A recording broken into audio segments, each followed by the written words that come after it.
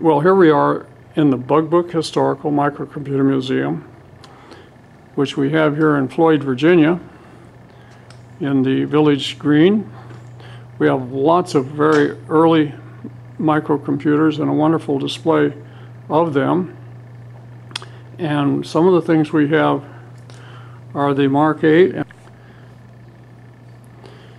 We have, as I said, lots of the very early microcomputers, and we're particularly pleased to have an Apple I. Now this Apple I is a clone because we have several Apple I originals in our collection, but the security reasons here in the museum we keep the Apple I originals in the bank vault, but we have a clone which is an exact copy here in the museum. This clone was made for us by Brandon Cholodenko, and it's a beautiful example of an Apple I.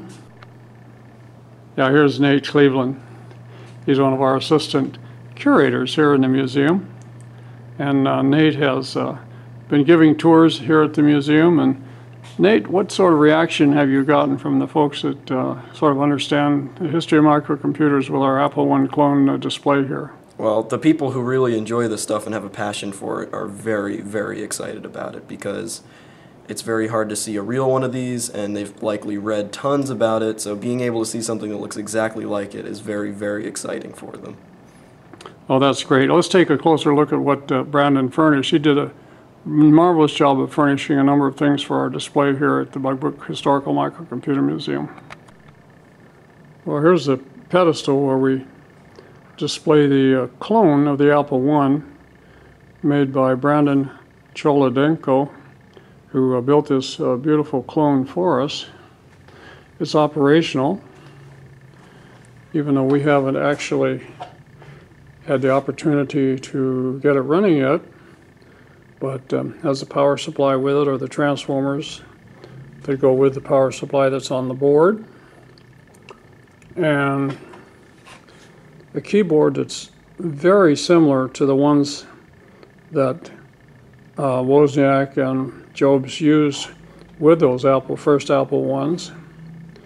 Excellent construction that Brandon did. Soldering and everything is beautiful. He's obviously a very skilled craftsman, and the power supply over here is just beautiful as well. So we're certainly delighted with this and have the display. Well, here's some of the things that Brandon sent. With the computer is a copy of a letter to Mr. Fred Hatfield about trading your Apple I in with $400 and getting an Apple II. You can stop the video if you want to read the letter in detail. This is not the original letter, it's a copy, but it's nice to have for sure.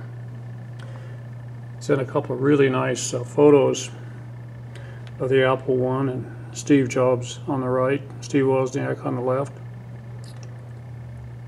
Here's a switch, Steve Jobs on the left, Steve Wozniak on the right. Copy of the Apple I manual. And envelope addressed to Paul Terrell of the Byte Shop.